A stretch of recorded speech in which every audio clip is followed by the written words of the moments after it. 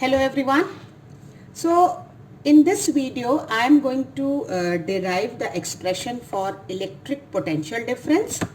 Then from the same diagram, same consideration, वही चीज consider करते हुए मैं यहीं से डिराइव करने वाली हूँ आपका इलेक्ट्रिक पोटेंशियल.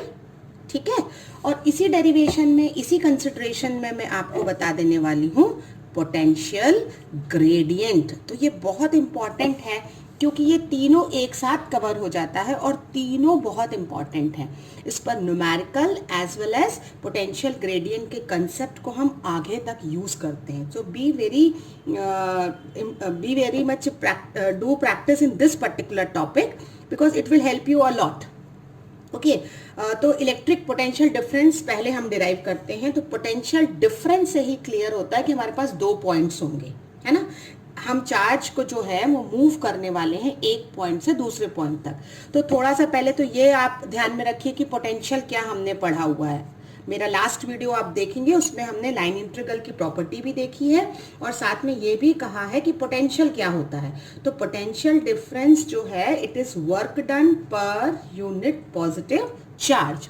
वर्क डन होता है पर यूनिट चार्ज. इस पोटेंशियल डिफरेंस के लिए बहुत इंपॉर्टेंट है कि हमारे पास दो पॉइंट्स हों, तभी तो आप डिफरेंस निकाल पाएंगे. तो अगर मैं कहूं ए से बी मेरा चार्ज मूव कर रहा है तो W A B by Q not जो है वो पोटेंशियल डिफरेंस कहलाता है. Okay, this is your potential difference.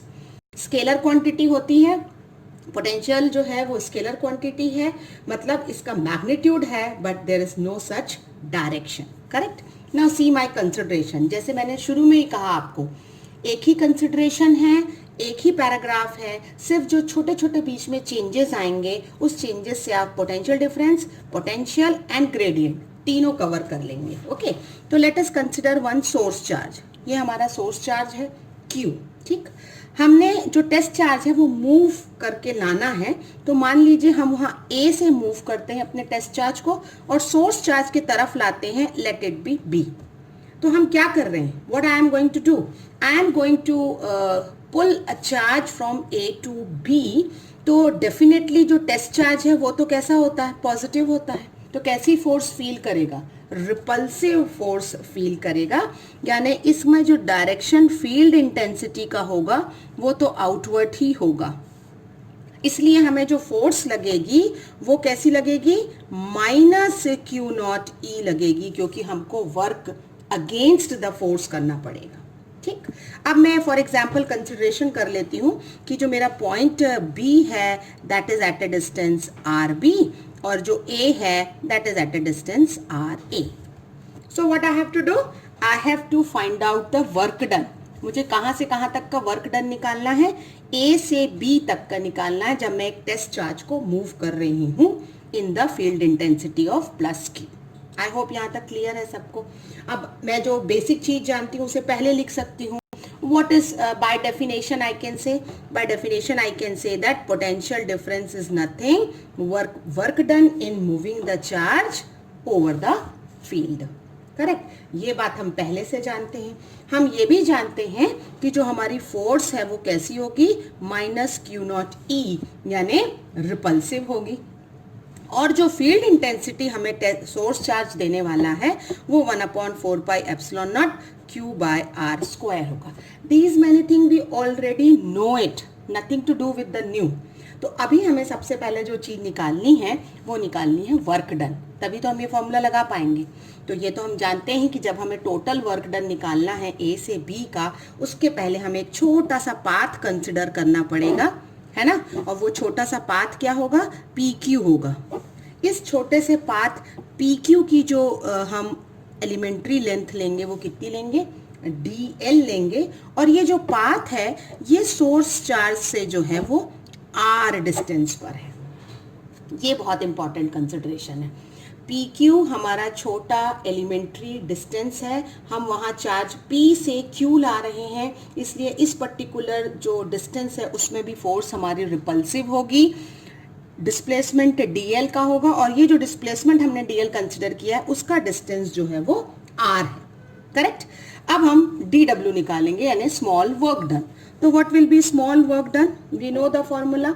It is nothing but F dot D L, क्योंकि मेरा छोटा पाथ जो था वो डी एल था। फोर्स कितनी थी, minus Q naught E dot D L, यानी minus Q naught E D L cos theta. आपको ये पता है ना, थीटा ई डी एल के बीच का डायरेक्शन है, तो हम जान रहे हैं, आपने डायग्राम फिर से देखिए, आप इधर ला रहे हैं चार्ज को, लेकिन फील्ड इंटेंसिटी इधर लग रही है, आउटवर्ड है, तो दोनों के बीच का जो एंगल होगा वो कितना होगा, 180 डिग्री होगा, क्योंकि दोनों का डायरेक्शन अपोजिट है। तो थीटा हो गया आपका 180 डिग्री। तो आपका डी डब्ल्यू मिल गया minus Q naught E D L minus 1, cos 180 minus 1 होता है, और आपको जो डी डब्ल्यू मिल रहा है वो मिलेगा Q naught E D L. ये small work done over the length है। Got is D W Q naught E into D L, ये हमको मिला है फॉर्मूला स्मॉल वर्क डन का ओवर द लेंथ। अब आप देखिए, हमने जो चार्ज कंसिडर किया था उससे जो हमारी पी क्यू की दूरी थी, जो हमारा पाथ पी क्यू था, उसकी दूरी कितनी थी हमारी सोर्स चार्ज से, आर थी, है ना। तो जैसे जैसे ये जो हमारा पी क्यू हम यहाँ से यहाँ आते जाएंगे, बढ़ते जाएंगे टेस्ट चार्ज को, इसका मतलब हमारा डीएल बढ़ता जाएगा, तो आर क्या होगा, डिक्रीज होता जाएगा, क्योंकि हम यहाँ से अपने डीएल को बढ़ा रहे हैं, यानी लेंथ हमारी बढ़ती जा रही है, यानी आर हमारा कवर होता जा रहा है। तो what I can say in the last, I can say that distance r decreases in the direction of displacement dl। क्या कहा मैंने कि r जो है वो क्या हो रहा है, डिक्रीज हो रहा है in the direction of dl पे, है ना। तो जो मेरा dl था वो माइनस dr से जो है वो रिप्लेस हो जाएगा। अब माइनस साइन क्यों कहा हमने, क्योंकि हम क्या कह रहे हैं, एक क्वांटिटी जो है आर डिक्रीज हो रही है और डिस्प्लेसमेंट डीएल जो है वो आपका इंक्रीज हो रहा है ना। तो इसीलिए हम डीएल को किससे रिप्लेस करेंगे, माइनस डी आर से रिप्लेस करेंगे। तो अब हमारा यही फॉर्मूला डी डब्ल्यू का क्या हो जाएगा, minus Q naught E D R हो जाएगा। देखिए आपको ध्यान रखना है, पहले वर्क डन में एक माइनस साइन जो था हमारा वो रिमूव हो गया था cos 180 के कारण, लेकिन dl को जब हम dr से रिप्लेस करेंगे तो एक माइनस साइन दोबारा हमारा आ जाएगा, ठीक है। तो अब हमको जो dw है वो क्या मिल गया, हम e की वैल्यू भी पुट अप कर सकते हैं, वो हम जानते हैं already, 1/4πε0 q by R square into Q naught dr, और माइनस साइन ऑलरेडी हमारे पास है ना। This is the value I got for dw। I hope यहाँ तक क्लियर है आपको।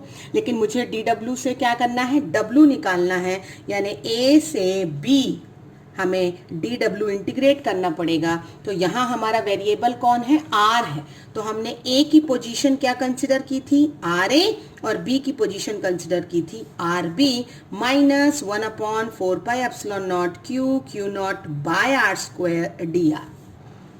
आई होप इसके बाद का जो इंटीग्रेशन है आपने मेरे लास्ट वीडियो में देखा होगा, बिल्कुल वैसा ही है, कोई चेंज नहीं है उसमें।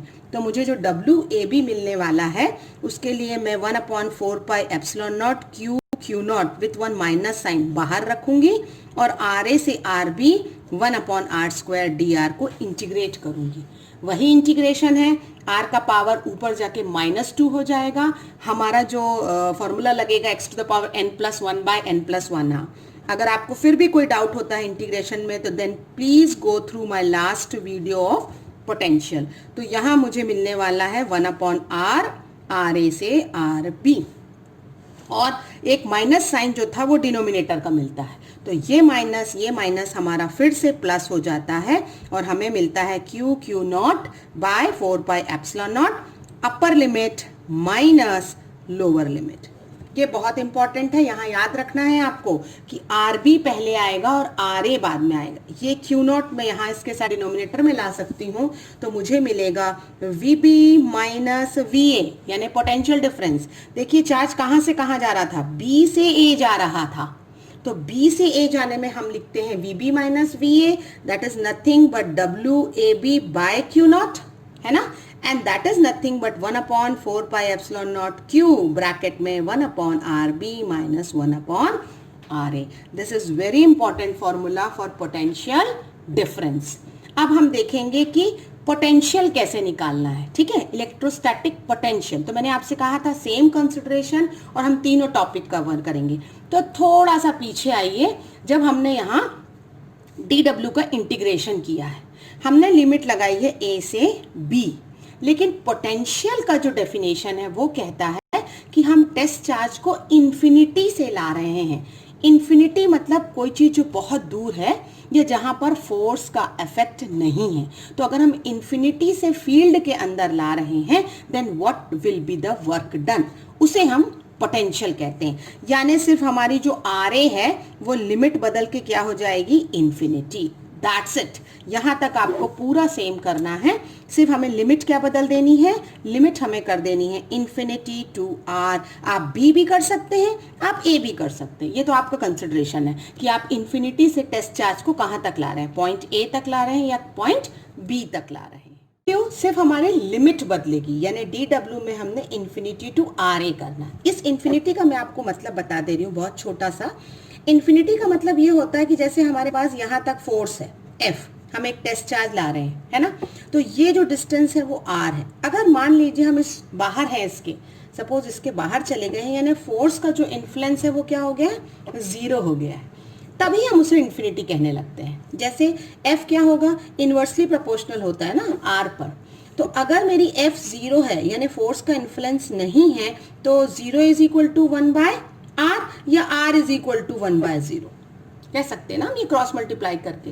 यानी डिस्टेंस उस समय इन्फिनिटी कहलाने लगता है जब आपका फोर्स का इन्फ्लुएंस 0 हो जाए, ठीक है। तो यानी हम एक टेस्ट चार्ज कहां से कहां ला रहे हैं, एक ऐसे पॉइंट से लेकर के फील्ड के अंदर ला रहे हैं, तब उसे हम क्या कहते हैं, पोटेंशियल कहते हैं। तो देखिए, पोटेंशियल डिफरेंस फील्ड के विद इन लग रहा था, पोटेंशियल में आपने वर्क डन को डिफाइन किया है, work done when the charge is moved from infinity to one particular point in the field, ठीक है। तो अब मेरा जो है वो W जो निकलेगा वो क्या निकलेगा, हम फिर वही सारे कांस्टेंट टर्म बाहर कर देंगे, हम इंटीग्रेट करेंगे इन्फिनिटी से RA या RB, your choice, 1/R² dr। फिर मैंने आपको बता रखा है कि इसका इंटीग्रेशन क्या होता है, इसका इंटीग्रेशन होता है -1/R ब्रैकेट में इन्फिनिटी टू RA। ये माइनस हमारा फिर प्लस होने वाला है, और यहाँ जो हम वर्क डन निकालने वाले हैं वो इन्फिनिटी टू A निकालने वाले हैं over the test charge Q, and that will be equal to minus minus plus 1/4πε0, 1 upper limit minus 1 lower limit, 1 infinity आपका 0 हो गया।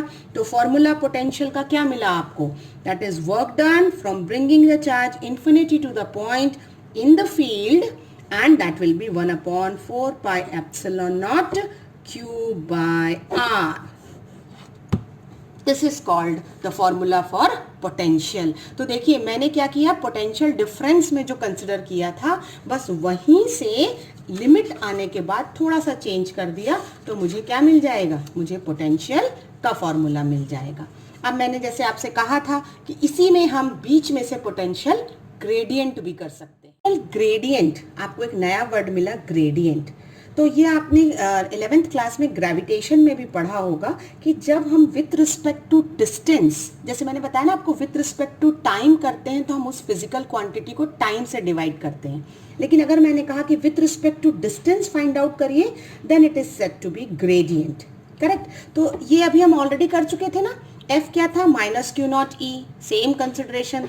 वर्क डन में क्या था, F.dl। फिर मैंने आपको बताया था कि जो फोर्स है और जो फील्ड है उसका डायरेक्शन अपोजिट है, तो हम यहाँ पे क्या करने वाले थे, इट इज नथिंग बस F.dl cos थीटा। तो मैं F की वैल्यू पुटअप करूंगी -Q0E dl cos 180। तो यहाँ से मुझे dw मिल रहा था Q0E dl। आई होप ये वही वाला टॉपिक है जो अभी हमने सबसे शुरुआत में किया है, ये आपको क्लियर है। इसके बाद मैंने आपको बताया था कि जो डिस्टेंसेस हैं वो जो dl अगर हमारा बढ़ता जाएगा तो dr हमारा कम होगा, दैट इज डिक्रीजिंग। तो हम dl को रिप्लेस करने वाले हैं -dr यानी डिस्टेंस से। तो dw हमें मिलेगा Q0 with minus sign dr -Q0E dr। अब जब हम यहाँ वर्क डन निकालेंगे for a test charge, moving a test charge is nothing but minus E dr. Okay, and this small work done, क्योंकि dw तो small work done है ना, तो small work done in moving the test charge is nothing but the small change in potential, and that is minus E dr. So from here I am getting कि E electric field is minus dV by dr. This is very important formula, going to be used many times in further in your chapters. So electric field at a point हम क्या कह सकते हैं, is equal to negative gradient of the electrostatic potential. इसका क्या मतलब होता है? इसका मतलब होता है कि इलेक्ट्रिक फील्ड E का जो डायरेक्शन होगा that is always in the decrease of potential, यानी जहां जहां पोटेंशियल डिक्रीज होगा, कम होगा, वहां आपकी फील्ड इंटेंसिटी ज्यादा होगी. Potential gradient is a vector quantity, keep in mind, but potential is a scalar. Okay, तो डायरेक्शन ऑफ ई के अपोजिट आपका इलेक्ट्रिक पोटेंशियल है, यानी अगर आपका ई बढ़ रही है तो इलेक्ट्रोस्टैटिक पोटेंशियल जो होगा वो डिक्रीज होगा, और इसका यूनिट क्या होगा, वोल्ट पर metre. So till here we have completed in video ki what do you mean by the potential, what is potential difference, and what is the electric potential gradient. Okay, thank you students.